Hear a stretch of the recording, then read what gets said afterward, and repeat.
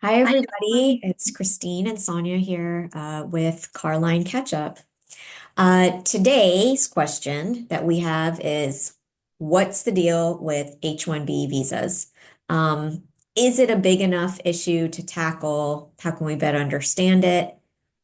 What's really standing in the way of us making the most of this policy, which, like a lot of policies, starts with an ideal. And here's how we got into it. It's a hot topic in the media right now, and it seems like you have to have a side. And we're just curious about how you can be for it or against it so easily. Um, and there's been a suggestion that it had caused a rift between Trump backers and then the Trump actual cabinet. There have been claims that there are problems. And so, you know, Christine and I want to dig into this ecosystem, the benefits and the flaws. So, Christine, take it away. Sure. So the first thing I did to kind of familiarize myself with what these even are is to find out who's involved. And so right now there's four federal agencies that are involved. There's the Department of Labor, the Department of State, through the U.S. embassies and consulates, who's responsible for issuing the visas, the Department of Justice, and the Department of Homeland Security. And keep in mind, with DHS, you also have U.S. Citizenship and Immigration Services, Customs and Border Protection, Immigration, Customs and Enforcement. So there's a lot of different branches, a lot of different people involved in this process. So when you're saying, why is it getting so complex? Why, or maybe there's some system gaps. There's so many hands on these visas, voices, opinions, everything else. So to kind of give you like an overview, according to the National Foundation of American Policy in 2024, Amazon actually had the most approved H-1B petitions for initial employment. They had 3,871. And then you have to consider that even though that number sounds like a lot, that was actually down from 4,000 in 2023 and even further 6,000 in 2022. So I'm also curious why there's that trend going on. Behind Amazon is Cognizant, which is they provide information technology services. Infosys, which is a digital services and consulting company, IBM, Microsoft, HCL America, Google. There's some big names here, big names. So those are some of the numbers that are specific to different industries and companies, but what's the overall picture? So in 2024, it was announced that 758,994 eligible registrations um, were in 2024. In 2023, that number was only around 475. So again, there's this downward trend that I would love to look into more, look into the data and see why there's this trend going down. But to kind of start the conversation, we're seeing these numbers, but you really can't understand the numbers without digging into the history. And Sonia, I know you've put a lot of time and effort into looking at what the history is behind these visas. So if you could give us a little bit more information on what that looks like so that we can Yeah. understand the numbers better. Sure thing. Yeah, so I put this query into ChatGPT, just what is the history, so we can kind of get a bigger picture of who all is involved and how it's evolved. So this is going to be an informational episode on H-1B visas.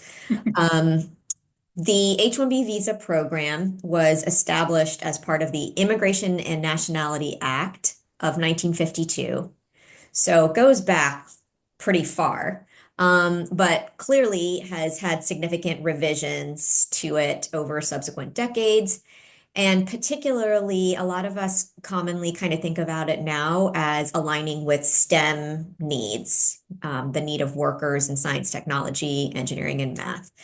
So moving from 1952 all the way to 1990, this is kind of the what's considered a modern era of the H-1B visa.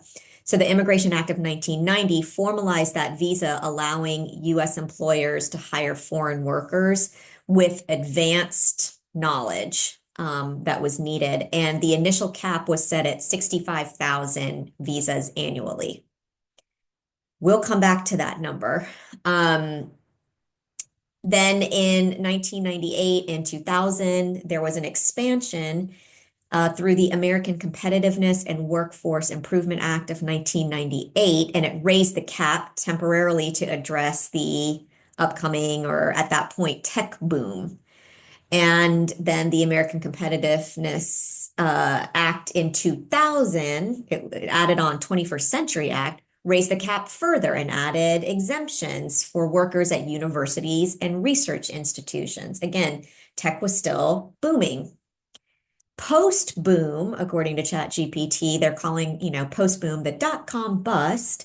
The annual cap then returned back to 65,000, but included additional 20,000 visas for foreign workers that had advanced degrees from US institutions. So if you were already working and learning in the US, then, it seems like a grandfathering almost, but now we're up to 85,000 workers annually. Since then, demand has surged. There have been lotteries that have been introduced for the allocation of the visas when the applications exceed this 85,000 cap. And then concerns about abuse and displacement have grown, and reforms have been asked for. So again, a policy that began with an ideal to solve a need, and to solve a need, somewhat temporarily, meaning the people were going to be temporary, not necessarily the policy. But like many policies, has come to a place where Americans are questioning and wondering what changes might need to be made, what reforms and oversight are needed.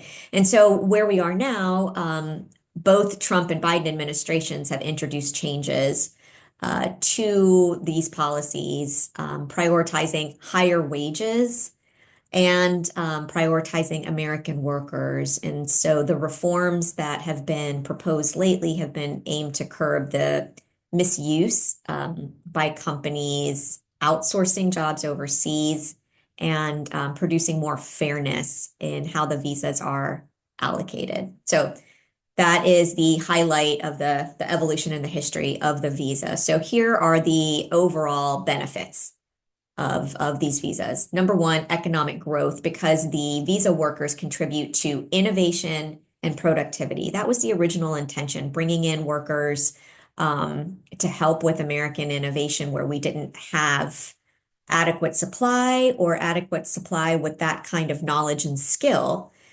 And that's why there was this bigger boom during the tech boom, because we were in need of high tech software development, AI, engineering.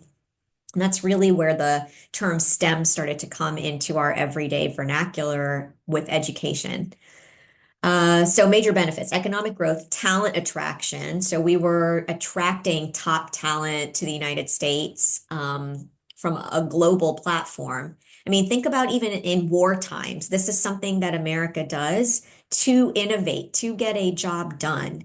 We put out the call to attract talent where we don't have it at the moment. And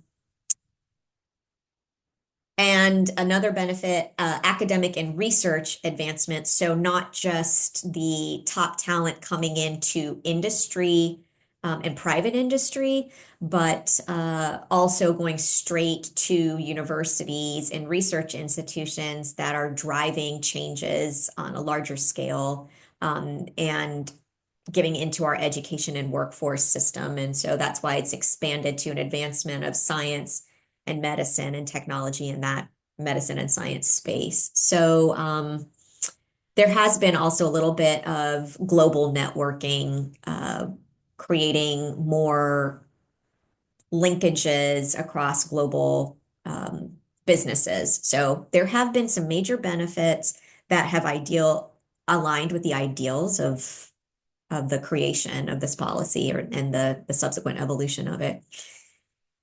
Here are some critiques and frankly what ChatGPT calls notable abuses that have arisen throughout time. Worker exploitation is listed, displacement of US workers, uneven distribution of the visas themselves, cap insufficiency. So there's that 85,000 a year, but it doesn't necessarily meet the demand. And then there's bottlenecks for both the employees and the workers. So let's talk about a couple of these. One of the critiques and issues that's come up is outsourcing firms. So some companies use the visas to bring in workers who are trained into the US, but then they take their talent back to offshore locations. So you can come in for education, you can come in for training, but then they end up going back into that global marketplace earlier and what ChatGPT calls bypassing the intent of the program. So that's a sticky situation where we don't get out of it what we were putting into it and what we hoped we would. Another issue that's come up is what's called body shops. There are firms that act as intermediaries and they hire the H1B workers and then they lease them out to other companies. So they actually get a profit for recruiting the workers, maybe even managing them. Um, and then that actually takes out of that worker's potential salary. So the worker gets very little, where the intermediary company gets a notable chunk. Visa hoarding is an interesting idea. So you heard Christine mention Amazon and Cognizant and Microsoft, and you may be saying to yourself, I don't work for those. What about the smaller business? If this was about competition, where are they? Well, this is a problem. There are certain firms that hold an excessive number of the applications and they secure a disproportionate share of the visas, whether or not they use them. Um, and then there are some apparent discriminatory practices where some firms prioritize hiring H-1B workers over equally qualified US citizens because you can pay them less. There are these loopholes or these other abuses and things going on. So these are some reforms and proposals that have come up. Um, Efforts to improve this program, this H-1B visa program, have included increasing wage floors to make sure that the foreign workers are paid on par with US counterparts. Not only does that benefit the workers, but the local economies in which the workers are living their lives, and should make it more fair to put a US worker in if needed and if equally ready for this job. So increasing wage floors, cap adjustments have been discussed. So raising or dynamically adjusting the caps so that we can actually meet needs. Modernizing the allocation system. So like a point-based system or prioritizing higher paying roles. Maybe there's more need there. And improving oversight, I think, is one that nobody's going to disagree with is needed. So enhancing audits and penalties for firms that are abusing the program. We need the intent out of this was innovation, higher quality, increased competitiveness. And so that's why this is an issue and why it means a lot to a lot of people and why it is a topic of debate. Yeah, so just to summarize, this policy was enacted with good intentions of making Americans more competitive and more prosperous. There seem to be several key places where that's kind of falling off the rails and needs some additional accountability. So, circling back to the starting question, is it a big enough issue to tackle? Seems like yes.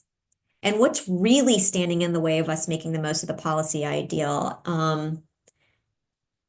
Here are some questions Christine and I would like to leave you with. Um, what are the real numbers of impact in deciding if it's a big enough issue to tackle? So we're talking about 65,000 to 85,000 of these are issued a year. If each year there's a new cohort that gets to stay on for months to years, like if you get to stay for 3 years at a time, for example, you're not talking about just 65 or 85,000 people. You're talking about last year's and then this year's and the year before. So what are the real numbers of workers and people at jobs? I don't want to know just annually, but how many people are still here at any given moment and not just a cohort? And how does that compare to what we need and what they need? And um, how do we get, which is my next question, better education and transition planning so that when people come in with a certain set of skills that we don't have here, how are we then training up and upskilling and learning from them? And then when it's time for them to be released, go back transitioning to make sure that we are now stronger, we are more innovative in that place and can move forward.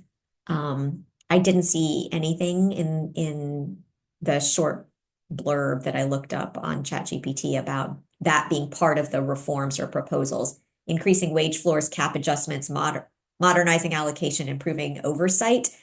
There was nothing about our education and workforce pipelines, opening them up, getting them ready to take on that innovation, learning, and transition. So that's definitely on my mind. And then through recent conversations with people, how does this H-1B visa situation compare with the numbers and impact of just straight up outsourcing of business? If this was to reduce the offshore outsourcing, how can we be looking at the interplay of those two things, the impact of those, and how that's working out within specific companies and industries, and are planning to have those jobs, have Americans prepared for those jobs, so we don't feel like we have to do those or rely on those, or we can onshore what we have outsourced. Christine, I think you had a couple of questions also to add. Yeah, and they kind of tie into that. So some of my bigger questions really were, you know, where is this working well? Like, is there an industry or companies where we're seeing that this is working well, that they are actually doing some of that training or upskilling, so that that transition can be more smooth? Um, Also, how is the collaboration between the agencies that are involved in this process? How is that going, right? And I think often we talk about some of these topics that we're bringing to this podcast is like they're too big, right? Like it's just too big of an issue or a problem. Um, you have four agencies working on this. So how are each working on it? What the roles are? Is there a ball being dropped somewhere? And how to maybe fix or amend that specific part. And then the last question that I had are, kind of going back to who's doing this well. What's the role of businesses in all of this? There are some big businesses like Amazon, Microsoft, IBM. What's their role in making sure that these visas are working in the way that they were intended to work? I think those are some big questions, to kind of leave everybody with, and certainly if they're big enough, this is a hot issue right now. I'm sure we're going to be hearing more information about it, and knowing you and I, we're going to just kind of keep going down this rabbit hole. of information to kind of learn more about what's going on. Yeah, excited to see more reforms and further evolution here. All right, well, thanks for joining us today. Hope that you learned as much as we did and continue learning. Check out more of our stuff at Carline Catch Up. Have a good one. Bye, everybody.